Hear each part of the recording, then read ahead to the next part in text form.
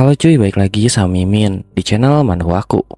By the way, terima kasih buat kalian semua yang sudah support channel Mimin dari awal sampai sekarang. Semoga kalian semua diberikan kesehatan selalu dan dipermudah segala urusannya. Amin. Nah, sekarang Mimin bakalan bahas alur manhwa yang berjudul Be the Actor atau bahasa Indonesianya To Be Actor. Menjadi aktor ya. Kita langsung aja cuy ke alur ceritanya. Part kali ini dimulai dengan direktur musik.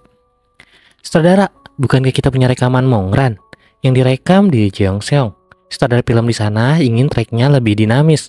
Apa yang harus kita lakukan?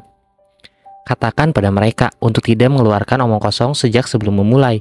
Saya sudah memberitahu sutradara dan perusahaan produksi bahwa ini tidak mungkin.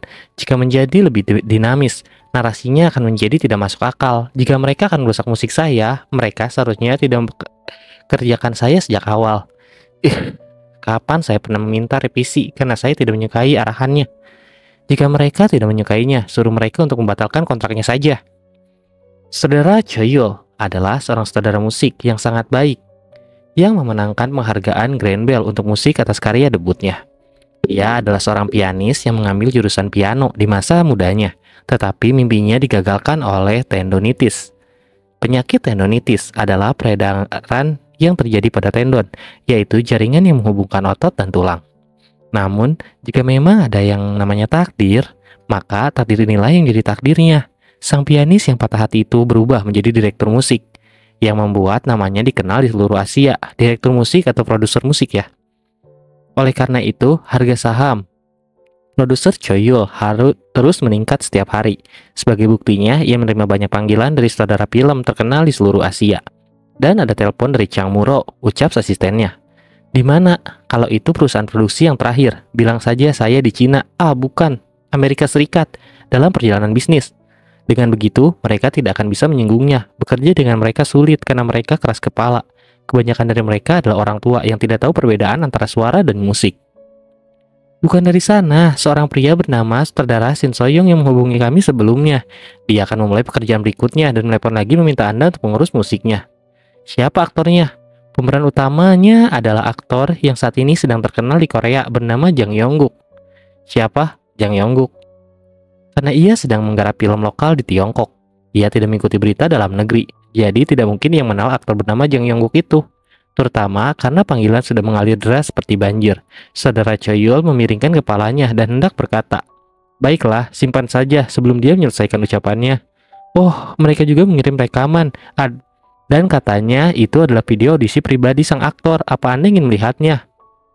Produser Choyol bersandar di sofa seolah-olah akan berbaring dan menambahkan, "Mari kita lihat." Sedangkan di tempat lain, itu hari yang sangat berat.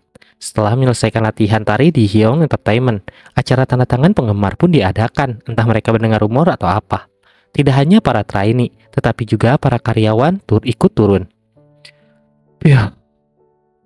Ketika Yongguk tiba di rumah kakeknya, dia mandi karena dia banyak berkeringat selama latihan. Dengan handuk di lehernya, dia membuka naskah sekali lagi. Naskah untuk The Priest Conversion punya bakat untuk selalu mencuri pandangannya.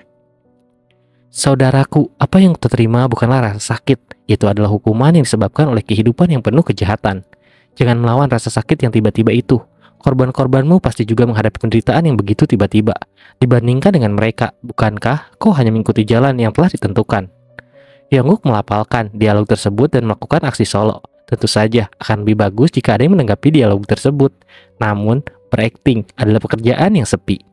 Di kehidupan sebelumnya, Yongguk sudah terbiasa berlatih akting sendirian sambil melihat ke arah cermin. Tapi sekarang, dia menjadi merasa canggung karena tidak ada yang menjawab dialognya hari itu. Yongguk, kamu sudah tumbuh besar. Yongguk bertanya-tanya, kapan dia datang? Ya, Paman Ah Jung Hyun sedang bersandar di pintu. Menatap Yongguk dengan tenang. Wajahnya dipenuhi dengan senyum bangga seolah-olah sedang menatap seorang putra yang sudah dewasa. Paman, bagaimana kau bisa masuk begitu saja? Sungguh memalukan. Hah? Bukankah aku mengetuk pintu? Kau begitu asyik dengan aktingmu sehingga kau tidak mendengarku. Yongguk, dan tentang rasa malu, apa yang salah dengan itu di antara para sesama aktor? Ngomong-ngomong, saat aku seusiamu, kupikir aku hanya akan membaca majalah-majalah dewasa. Aku bahkan tidak pernah bermimpi berakting di udara sambil membaca naskah. Baiklah, aku akan memberimu izin sebagai sunbaimu. Silahkan lanjutkan. Lupakan. Yah, dia memang jago mengolok-olok Yongguk. Dahulu, pamannya itu bagaikan bintang di langit. Sosok legendaris bagi Yongguk saat Yongguk sedang merintis mimpi menjadi seorang aktor. Namun sekarang, dia sudah terlalu akrab. Dia benar-benar terasa seperti paman yang sedarah dengannya. Kemudian pamannya melanjutkan, "Cepat ganti baju dan turunlah. Aku bawakan ayam utuh yang dibungkus plastik untukmu. Ayamnya sangat renyah dan lezat karena digoreng dalam kuali di pasar tradisional." Pamannya pun pergi. Sebelum pergi dia pun mengucapkan, "Saudaraku, apa yang kau terima bukanlah rasa sakit. Itu adalah hukuman yang disebabkan oleh kehidupan yang penuh kejahatan. Jangan melawan rasa sakit yang sedang tiba-tiba itu." Dibandingkan dengan mereka, pamannya itu kembali menirukan Yongguk yang sedang berlatih akting di depan cermin.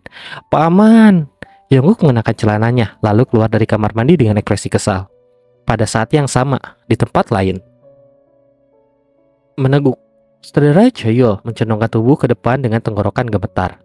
Kualitas videonya tidak bagus, seolah-olah direkam dengan kamera video. Namun, dia tidak bisa tidak tertarik pada pemuda dalam video itu. Video itu pendek, durasinya bahkan tidak sampai 30 menit. Tetapi, Choi-yul terus memutarnya hingga rekamannya habis. Saudara Choi-yul menjilat bibirnya dan yang kering. "Hei, Hojin, kapan pekerjaan kita akan selesai kali ini?" Asiannya itu menjawab, "Kurasa ini hampir berakhir, kurang lebih seminggu lagi." "Apa?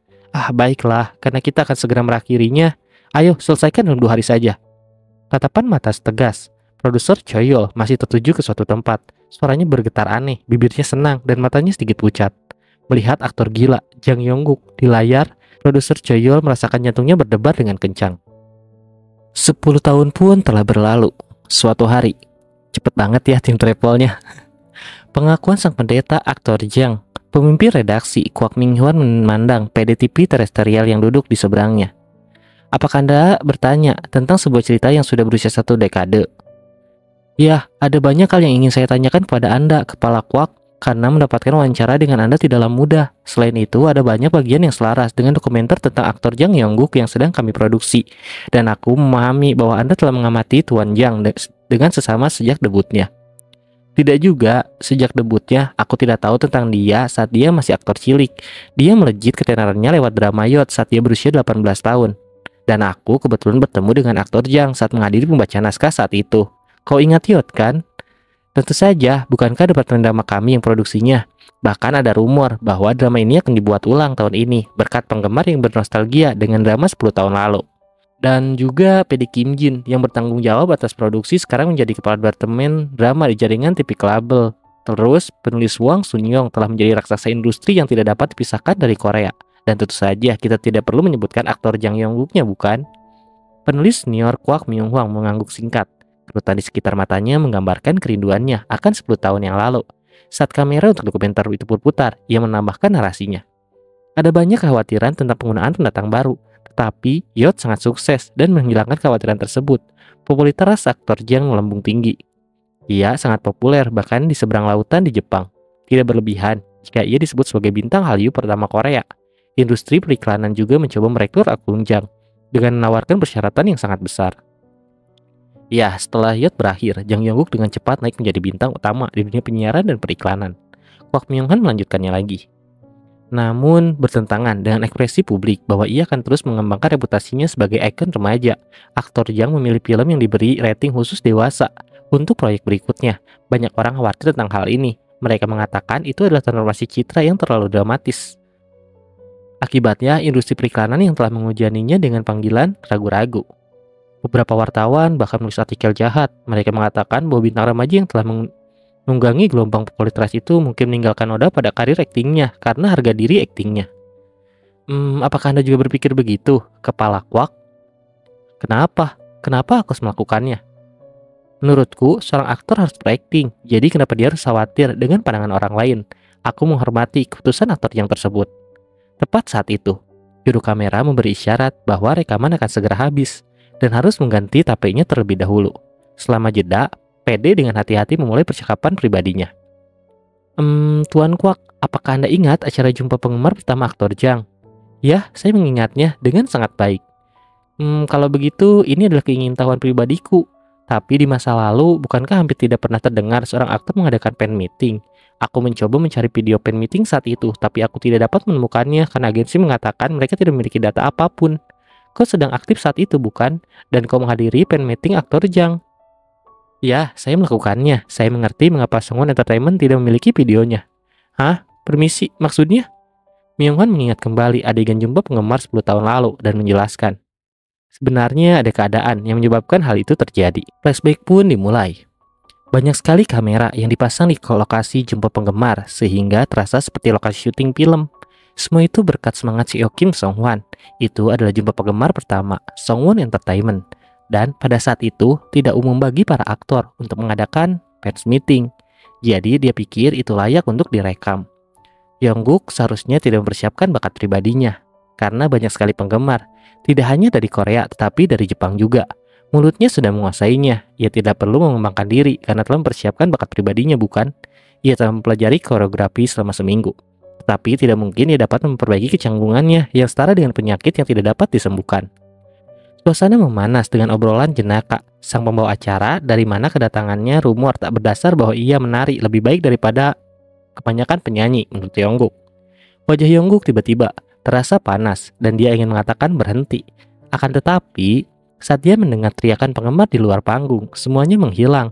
Apa yang tidak bisa dia lakukan untuk para penggemar? Lucu, aktor Jang, kau benar-benar imut. Dengan tekad yang kuat, Yongguk akan melakukannya demi penggemarnya. Penonton pun berteriak dalam bahasa Korea dan juga Jepang. Orang-orang berteriak kegirangan.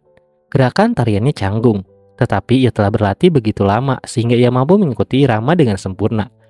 Natsune, Dojin Saman akan bernyanyi.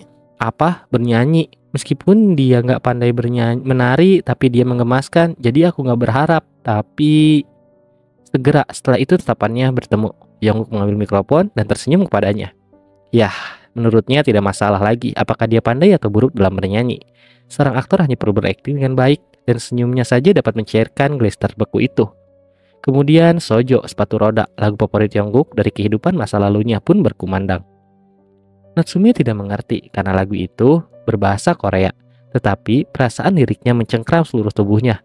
Natsume sudah menutup mulutnya rapat-rapat seolah-olah gembira. Suasana teater tempat fan meeting diadakan terasa sangat hangat. Pembawa acara terus memimpin acara dengan obrolan jenaka. Kemudian saat segmen berjudul Ekspresikan Tubuh dengan Jang Yongguk, semua orang bersorak seperti teriakan. Tak lama kemudian, Yongguk di atas panggung mengambil nomor dari kotak loterinya. Mari kita lihat. Ya, ini adalah nomor 73. Ternyata Natsume secara ajaib mendapatkan panggilan nomornya, lalu melompat dari tempat duduknya dengan gembira. Dia kemudian naik perlahan-lahan ke panggung dengan sorotan lampu dan menghadap ke Yongguk. Tak dapat dipungkiri bahwa ujung jarinya sedikit gemetar. Dia tidak pernah menyangka akan melihat aktor yang selama ini hanya ditemui lewat TV sedekat ini. Mungkin karena memahami perasaannya, Yongguk pun memegang tangan Natsume dengan lembut. Pada saat itu, dia merasakan jantungnya berdebar kencang setelah begitu dekat dengan Yongguk. Tiba-tiba, ketika lampu di panggung bergoyang dan sebuah peralatan pencahayaan jatuh, semua orang di sana berteriak terias. Semua orang menjadi sibuk dan beberapa orang menghubungi 119. Saat itu, ada seorang yang membuka tirai dan menanyakan keadaan Yongguk. Entah bagaimana, Yongguklah yang telah melemparkan tubuhnya untuk menyelamatkan wanita itu. Yongguk dengan gadis Jepang di pelukannya. Gadis Jepang itu sangat-sangat gemetar, lalu Yongguk bertanya dalam bahasa Jepang yang sangat fasih. Sekarang sudah tidak apa-apa. Kembali ke dunia nyata. PD bertanya, ada kejadian seperti itu? Ya, PD sepertinya baru pertama kali mendengarnya. Tidak mengherankan, mengingat jika kecelakaan seperti itu terjadi di fan meeting. Tidak aneh juga jika rumor sudah menyebar. Kwak Myung-hwan tersenyum tipis melihat reaksinya, lalu menjelaskan. Saat itu internet belum berkembang pesat. Dan karena panggungnya gelap dan tirai penutupnya diturunkan, para penggemar di antara penonton tidak dapat melihat. Tentu saja, yang terpenting itu karena aktor Jang bertanya kepada masing-masing wartawan setelah acara jumpa penggemar berakhir dengan aman. Apa yang ditanyakan kepada mereka? Aktor Jang sendiri yang mengatakan kepada wartawan. Ia mengatakan itu hanya kecelakaan. Ia juga mengatakan bahwa ia khawatir penggemar Jepang akan terluka karena insiden itu. Saat itu, penggemar Jepang itu selamat, tetapi aktor Jang mengalami luka lecet di punggungnya. Namun, bahkan dalam keadaan itu, ia tidak menunjukkan dan menyelesaikan jumpa penggemar dengan selamat. Itu ada di balik ceritanya. Tetapi sekarang, gadis Jepang itu menjadi presiden klub penggemar aktor Jang Yongguk di Jepang. Tepat saat itu, terdengar ketukan dari balik ruang. Sekretaris itu masuk dan mengatakan sesuatu di telinga Kwak Myung-hwan. Ia memeriksa jam, tangannya, dan mengangguk sebentar. Juru kamera baru saja selesai mengganti pita kamera. Baiklah, perkenalannya panjang. Kita tidak punya banyak waktu, jadi mari kita langsung ke intinya. Anda bertanya tentang The Priest Conversion, peran utama pertama, Jang Yong-guk dalam sebuah film komersial. Kwak Myung-hwan mengambil cangkir teh dan membasahi tenggorokannya sebelum menambahkan. 10 tahun yang lalu, saya merasa hal itu di lokasi syuting. Saya cukup beruntung karena berkesempatan untuk mengamati pada hari dimulainya syuting. Semua orang berbicara negatif tentang pilihan aktor Jang untuk pekerjaan berikutnya. Tetapi ia menunjukkan penampilan yang khas sejak syuting pertama. Setiap kali saya memikirkan aktingnya, saya pun ikut merinding.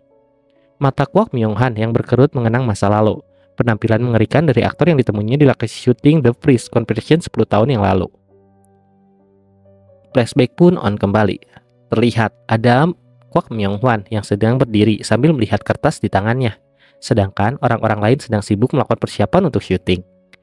Kemudian, sutradara Shin So-young berkata, "Park Hyung, saat syuting, tolong tingkatkan adanya dengan berani. Saat fokus pada jam di ruang kontrol, pastikan komposisinya hidup. Selain itu, saat karakter utama mengucapkan dialog, kau harus merekam seperti bidikan OSS untuk para aktor pendukung. Terutama, ekspresi ini harus hidup." Hei, sutradara, saya sudah meminta mereka untuk menyiapkan semua tracknya. Anda pikir saya tidak melihat kontinuitasnya? Ini syuting pertama, tolong mengertilah sedikit, Park Hyung. Dan Shenwo, kamu harus mengencangkan dengan baik saat mengambil subjek dengan HMI. Karena ini adalah gambar, tapi jangan mengencangkannya terlalu kencang dari awal. Mungkin seperti riak-riak yang menyebar di air, halus, begitu kan? Ya, adegan syuting itu penuh dengan ketegangan. Semua orang sedikit tegang karena akan segera memulai pengalian. Bahkan ada tahayul bahwa syuting pertama menentukan keberhasilan sebuah film. Bagaimana mungkin tidak? Hanya dengan melihat sosok saudara Shin Sun-hyung yang tengah asik berbincang dengan para direktur dari setiap departemen, orang bisa tahu betapa pentingnya momen itu. Di sana ada Yong-guk yang melihatnya. Dia pun merasa bahwa mungkin ini adalah hari pertama, jadi wajar saja jika mereka terlihat tampak gugup. Saat Yong-guk keluar dari pintu, dia bertemu dengan orang yang dia kenal. "Senior, saya aktor Jang Yong-guk. Saya tak sabar untuk bekerjasama dengan Anda." "Aduh, kita sudah saling menyapa di pengumuman produksi, jadi kamu tidak perlu bersikap sopan. Dan kudengar kamu memanggil Jung Hyun paman, bukan? Hanya memanggilku senior membuatku merasa lebih tua." "Kalau begitu, bolehkah aku memanggilmu Hyung dan bukan paman?" Saya suka semangatmu. Ayo kita lakukan pekerjaan yang baik hari ini." Ya, itu adalah aktor setengah baya, Kim Hyung Seop. Dia juga salah satu aktor terkenal di Korea. Sama seperti Jung Hyun, dia adalah panutan bagi Yong-guk di kehidupan sebelumnya. Dia tak tertandingi sebagai aktor pendukung di Korea. Beberapa saat telah berlalu, Kim Hyun Seop telah pergi meninggalkan Yong-guk. "Yong-guk, kamu baik-baik saja?" Aku baik-baik saja." Manajer Lee Bong Chun bertanya dengan hati-hati. Yong-guk yang menggigit bibirnya karena sengatan itu segera memperbaiki ekspresinya. Ada rasa sakit yang hilang timbul di area tempat ia terluka dalam kecelakaan di lokasi fan meeting sebelumnya. Namun karena perawatannya selesai tanpa diketahui siapapun dan selama ia mengenakan mantel, tidak seorang pun akan tahu bahwa ia terluka kecuali manajernya. Saat itu, aktor Jang, Yong-guk yang sedang berbicara dengan manajernya menoleh. Ternyata itu adalah direktur Shin Sung-hyun. "Saudara Shin, aku sudah bilang padamu untuk berbicara dengan santai. Setelah perjalanan ke perdesaan bersamaku terakhir kali, kita memutuskan untuk melakukannya. Jika kau terus seperti ini, aku akan merasa ada jarak, bukan? Aku akan melakukannya secara bertahap. Dari sudut pandang pendengar, ini jauh lebih nyaman. Apakah Anda datang untuk menyampaikan kelanjutan dan instruksi?" "Kau seperti hantu saja ya, kau tanpa tahu persis apa yang akan kukatakan." "Ya, saya sudah menerima laporan dari Sok Chul Hyung, asisten sutradara, dan melihatnya. Anda khawatir karena syutingnya memakan waktu lama, bukan?" Sutradara Shin So-young kagum dengan aktor muda ini. Tidak banyak kasus di mana sebagian besar aktor langsung memahami pikiran sutradara. Tetapi pria ini tahu instruksi syuting seolah-olah dia sedang melihat ke dalam hatinya. Itu adalah bakat yang tidak bisa dijelaskan selain sebagai bakat bawaan. Kemudian, saudara Shin So-young melanjutkan. "Ngomong-ngomong, ada seseorang yang ingin kukenalkan pada aktor Jang. Dia baru saja pulang dan bergabung dengan tim syuting kami. Dia direktur musik." Daripada sutradara bagian utama lokasi syuting hingga staf pemeran muda, sebenarnya Yong-guk sudah menyapa semua orang. Dia penasaran siapa yang akan dia perkenalkan. Sosok yang familiar pun muncul. Saudara Shin So-young memperkenalkan orang tersebut. Dia adalah produser musik yang baru saja kembali ke Korea dan bergabung dengan tim syuting kita. Jungkook pun berdiri di duduknya lalu mengatakan, "Saudara Choyul, hah? Anda tahu saya?" Itu Jungkook seperti kelepasan. Akan tetapi, bagaimana mungkin Jungkook tidak mengenalnya? Orang itu adalah orang yang telah membuat Jungkook sangat malu di kehidupan sebelumnya. Citranya yang tegas menjadi lebih tajam seiring bertambahnya usia. Kini, ia terkenal di seluruh Asia. Namun di masa mendatang, ia akan menjadi master di Hollywood, tempat suci industri film sebagai direktur musik. Ketika saudara Choyul mengeluh di sebuah pesta minum bahwa akting Jungkook yang sangat buruk sehingga menghambat kemampuannya untuk membuat lagu yang cocok, saudara film tersebut langsung memecat Jungkook dan Jungkook pun tidak bisa membantahnya karena dia masih meniti karir. Yah, Choyul, dia itu pria yang sangat sensitif. Juga, Jungkook hanya berperan kecil dalam film sebelumnya. Di usia pertengahan 40-an, ia sudah dianggap sebagai saudara musik ulung sama berpengaruhnya dengan saudara film. Jungkook tidak ingin mengingat masa-masa itu. Tetapi tentu saja pengalaman itu menjadi pelajaran dan meningkatkan aktingnya. Kemudian Jungkook pun berkata, "Saya sangat menyukai lagu tema utama From Busan and Manglong, karya debut Anda, dan saya membaca wawancaranya setelah Anda menenangkan penghargaan musik di Grand Bell Awards. Benarkah? Tapi Monglan adalah film yang belum dirilis di Tiongkok." Waduh. Maaf. Aku lihat di majalah kalau saudara Choyul sedang menggarap lagu tema untuk film berjudul Monglan di Tiongkok. Kurasa aku salah berbicara karena terlalu gugup. Akan tetapi, saudara Shin, tentu saja orang yang kamu sebutkan tadi. Jungkook menoleh ke arah saudara Shin. Yah, ini produser Choyul. Saya tidak pernah menyangka aktornya akan mencari tahu wawancaranya. Dia akan bertanggung jawab atas musik untuk film kami, The Priest Conversion. Dia baru saja kembali dari Tiongkok beberapa hari yang lalu. Kemudian Jungkook pun berkata, "Senang berkenalan dengan Anda." Dengan wajah yang tertekan dan juga dia berpikir bahwa ada angin apa yang membawa pria sensitif seperti Choyul datang ke sana. Dia pun melanjutkannya lagi, "Saya berharap dapat bekerja sama dengan Anda." Produser Choyul, Jungkook juga berniat akan menunjukkan dirinya versi yang berbeda dari kehidupan sebelumnya.